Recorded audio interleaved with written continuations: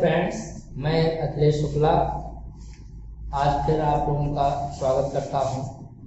आज हिंदी विषय के अंतर्गत बहुत ही महत्वपूर्ण एवं जिसमें छात्रों को विशेष परेशानी रहती है। अगर मान लीजिए कोई उदाहरण आ जाता है तो पहचानने में दिक्कत हो जाती है, इसमें कौन सा अलंकार है। तो हिंदी का बहुत ही महत्वपूर्ण टॉपिक अलंकार की चर्चा करूंगा।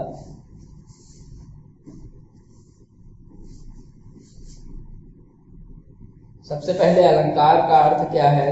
तो अलंकार का अर्थ है आभूषण। और अलंकार शब्द दो शब्दों से मिलकर बना है। एक है अलम, जिसका अर्थ है भूषित, और दूसरा शब्द है कार, जिसका अर्थ है करने वाला। कहने का मतलब इसका पूरे का अर्थ क्या है? सुशोभित करने वाला, सुशोभित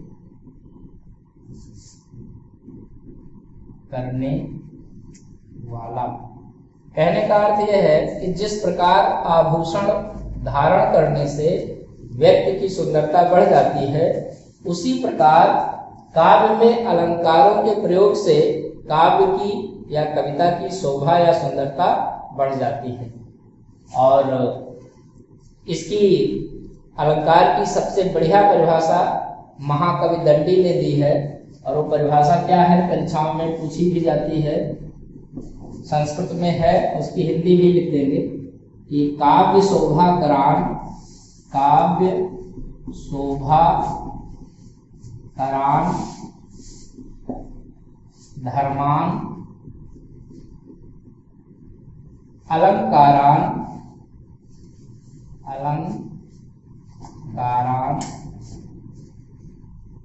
प्रचक्षते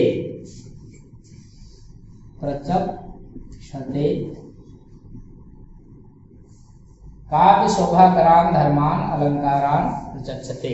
कहने का मतलब यह है कि काव्य की शोभा बढ़ाने वाले कारक या तत्व अलंकार कहलाते हैं। अब अलंकार के भेद कितने हैं? तो अलंकार के भेद 3 हैं, और अगर मुख्य भेद आ जाए तो 2 हैं। वैसे जब भी प्रश्न आए कि अलंकार के कितने भेद हैं, तो इसमें बड़ा कंफ्यूज रहते हैं छात्र। तो भेद जब आए तो 3, और अगर मुख्य भेद पूछ ले तो 2। कौन से 3 भेद हैं? पहला है आपका शब्दालंकार,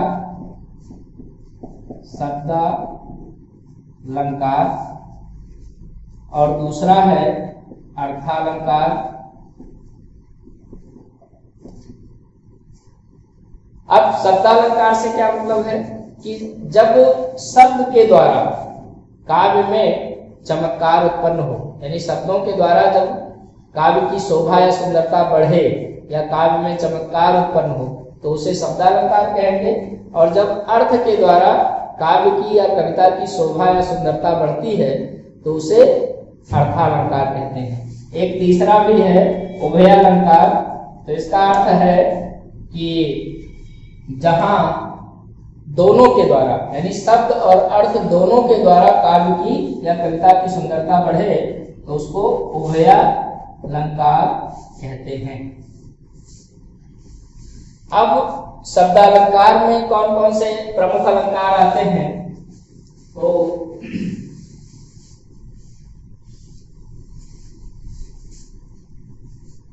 शब्दालंकार में आपके मुख्य अलंकार हैं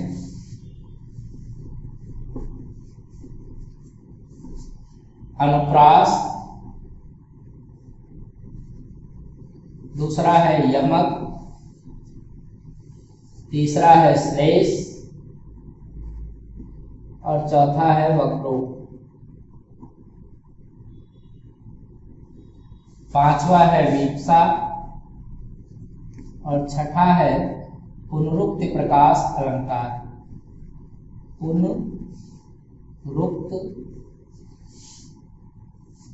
पुनरुक्ति प्रकाश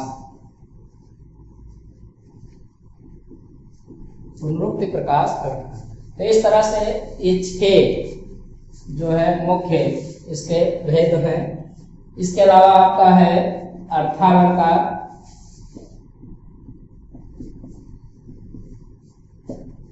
तो अर्थालंकार में आपके बहुत मतलब अलंकार हैं। जैसे आपका एक तो है उपमा अलंकार, उपमा के बाद रूपक, उत्प्रेक्षा और संदेह, भ्रांतिमान,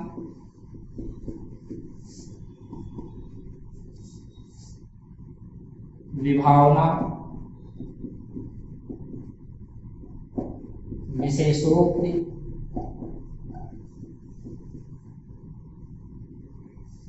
अतिशयोक्ति,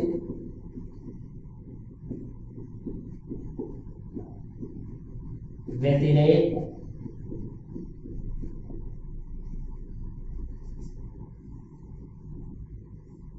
असंगति,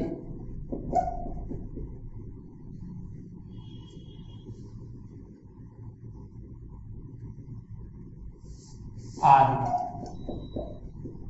ये प्रमुख है जो परीक्षा में आते हैं। इन्हीं से संबंधित कोई उदाहरण या कभी कभी परिभाषा भी पूछ ली जाती है इसकी। और उभया में कोई भेद में नहीं है। कुछ लोग श्लेष को वक्रोक्त को मान लेते हैं कि उभया में है, लेकिन जब भी ये आए तो भेद में आपको शब्दालंकार नहीं करना है। तो उभयालंकार बस एक भेद जानिए, इसके अलावा उभयालंकार का कुछ नहीं। अब हम चर्चा करेंगे जो पहला आपका है अनुप्रास अलंकार। सबसे पहला अलंकार कौन सा है? अनुप्रास, जो कि शब्दालंकार के अंतर्गत है। अनुप्रास, देखिए अनुप्रास अलंकार का मतलब क्या है? अनुप्रास का मतलब होता है पास पास। कहने का मतलब जब वर्ण पास पास होते हैं तो वहां पर अनुप्रास अलंकार होता है।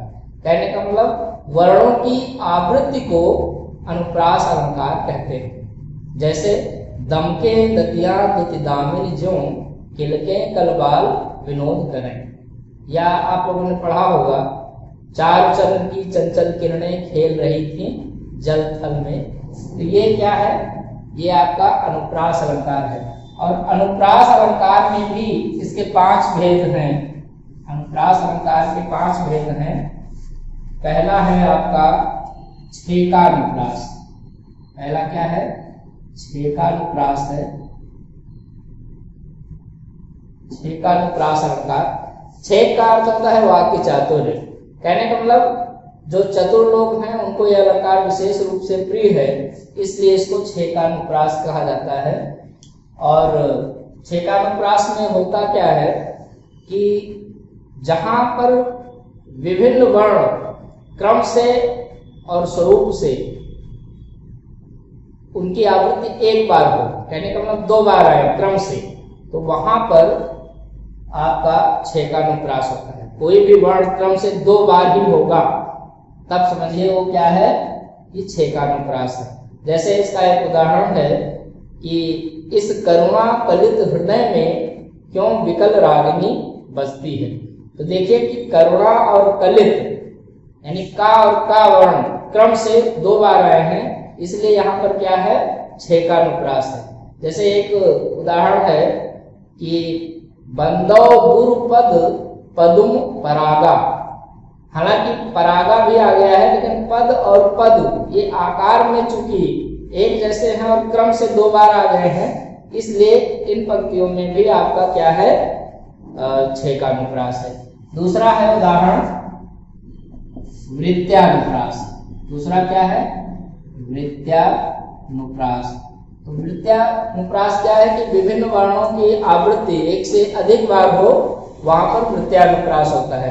कहने का मतलब वृत्यानुप्रास का कोई भी उदाहरण होगा तो कोई वर्ण 2 से अधिक बार आएगा, तभी समझिए कि वो वृत्यानुप्रास अलंकार का उदाहरण है। जैसे अभी हमने बताया था चार चंद्र की चंचल किरणें, तो 2 से अधिक बार है। इसके अलावा जैसे है कि तरन तनुजा तट तमाल तरुवर बहु छाए, ये आप लोगों ने सुना है। तो ता वर्ण की आवृत्ति 2 से अधिक बार हुई, इसलिए यहाँ पर क्या है? वृत्यानुप्रास है। इसके अलावा जैसे सो सुख सुजस सुलभ मोहि स्वामी, तो सा वर्ण की भी आवृत्ति 2 से अधिक बार है। इसके अलावा जैसे है मुदित महीपति मंदिर आए, सेवक सचिव सुमंत्र बुलाए। तो इस तरह से माँ और सा ये दोनों वर्ण 2 से अधिक बार आए हैं, इनकी आवृत्ति हुई है, 1 से अधिक बार आवृत्ति हुई है। आवृत्ति का मतलब होता है दोहराना, तो 1 से अधिक बार चूंकि आए हैं इसलिए यहाँ पर क्या है, वृत्त्यानुप्रास है।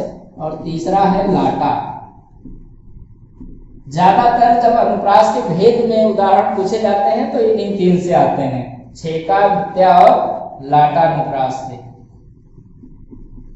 लाट का मतलब होता है समूह, कहने का मतलब शब्द वही रहते हैं, दोहराए जाते हैं, लेकिन कुछ शब्दों के मेल से जब पंक्तियों का अभिप्राय, कहने का मतलब तात्पर्य बदल जाता है तो वहां पर लाटानुप्रास अलंकार होता है। कैसे? जैसे एक उदाहरण है इसका कि पराधीन जो जन स्वर्ग नरक का हेतु, और पराधीन जब जो जन नहीं स्वर्ग नरक का हेतु। अब देखिए नहीं शब्द के मेल से पंक्तियों का तात्पर्य जो है वो क्या हुआ, बदल गया।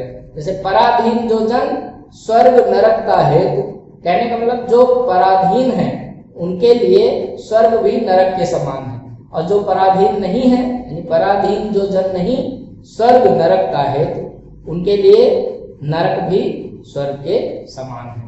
तो यहाँ पर नहीं शब्द के मेल से पंक्तियों का अभिप्राय तात्पर्य बदल गया। जैसे एक और उदाहरण इसका है, पूछा भी गया है टीजीटी में कि पूत सपूत तो का धन संचय, और पूत कपूत तो का धन संचय। यहाँ कपूत और सपूत शब्दों के मेल से पंक्तियों का तात्पर्य बदल गया। जैसे एक और इसका उदाहरण है, टीजीटी में आया है कि पराधीन जो जन स्वर्ग नरक नहीं राम हृदय जाके विपत्ति सुमंगलताय, और राम हृदय जाके नहीं विपत्ति सुमंगलताय। कहने का मतलब राम जिसके हृदय में है उनके लिए विपत्ति भी सुमंगल यानी मंगलकारी है, और जिनके हृदय में राम नहीं है उनके लिए जो मंगल है वो भी समझिए विपत्ति के ही समान है। तो नहीं शब्द से यहाँ पर अभिप्राय बदल गया, इसलिए यहाँ पर क्या है, लाटानुप्रास है। अब हम एक जो है उदाहरण और जो अन्य हैं उनके बताएंगे। जैसे एक है श्रुत्यानुप्रास। तो श्रुत्यानुप्रास में क्या होता है कि जहाँ जैसे मान लीजिए कोई पंक्ति है उसमें जो भी वर्ण प्रयुक्त होते हैं तो ज्यादातर वर्णों का उच्चारण स्थान एक होता है। वर्णों का उच्चारण स्थान हमने वर्णमाला में बताया है। तो इसका एक उदाहरण है कि जैसे ते निस में सीता पहुंच जाई, और त्रिजटा कही सब कथा सुनाई। तो यहाँ पर ता, न और दंत सा इन तीनों वर्णों का उच्चारण स्थान क्या है, दंत है। इसलिए यहाँ पर इन पंक्तियों में कौन सा अलंकार है, श्रुत्यानुप्रास है। अब आपका 5वां है अंत्यानुप्रास।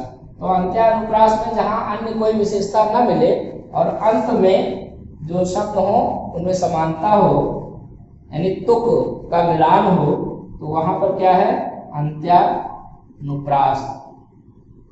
अंतिम पदों या वर्णों में समानता हो जहां पर, वहां पर अंत्यानुप्रास अलंकार होता है। जैसे गुरुपद मृदु मंजुल अंजन, नयन अमीय दृग दोष विभंजन। तो यहाँ पर जन जन शब्दों में समानता है यानी इन पदों में समानता है अंत में, इसलिए इसमें क्या है, अंत्यानुप्रास। मुख्य रूप से जब भी परीक्षा में पूछे जाएंगे तो छेकानुप्रास हो, चाहे वृत्त्यानुप्रास हो, चाहे लाटानुप्रास, इन्हीं 3 के उदाहरण ज्यादातर परीक्षाओं में पूछे जाते हैं। और नहीं तो उदाहरण देकर के और विकल्प में आपका अनुप्रास ही रहेगा, कोई जरूरी नहीं कि इसके भेद ही आए। तो ये जितने भी हैं इनके कोई भी उदाहरण है तो वो सब हैं किसके, अनुप्रास के उदाहरण। अब आपका अगला अलंकार है यमक अलंकार। दूसरा क्या है, यमक है मान लीजिए। तो यमक का अर्थ होता है जोड़ा, युग्म या जोड़ा। जहां एक शब्द एक से अधिक बार आए और उसके अर्थ अलग अलग हो, वहां पर यमक अलंकार होता है।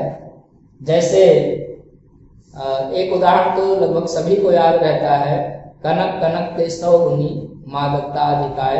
या खाए बौरा जल, हुआ पाए बौराए। यहाँ पर कनक कनक शब्द 2 बार आया है और एक कनक का अर्थ क्या है? सोना, और दूसरे का धतूरा। इसलिए यहाँ पर कौन सा अलंकार है? यमक अलंकार है। यमक अलंकार का एक उदाहरण और है कि तोपर वारों उर्वशी सुन राधिके सुजान, तू मोहन के उर्वशी हुए उर्वशी समान। अर्थ क्या है इसका? जब अर्थ जानेंगे तभी समझ में आएगा। जैसे तोपर वारों उर्वशी, भगवान कृष्ण कहते हैं राधा जी से, क्या कहते हैं कि तुम पर मैं उर्वशी नाम की अप्सरा को न्यौछावर कर दूं। तोपर वारों उर्वशी और सुन राधिके सुजान, तू मोहन के उर्वशी, यानी तुम मोहन के हृदय में बसी हो। एक उर्वशी का अर्थ क्या है? हृदय में बसना। तू मोहन के उर्वशी हुए उर्वशी समान।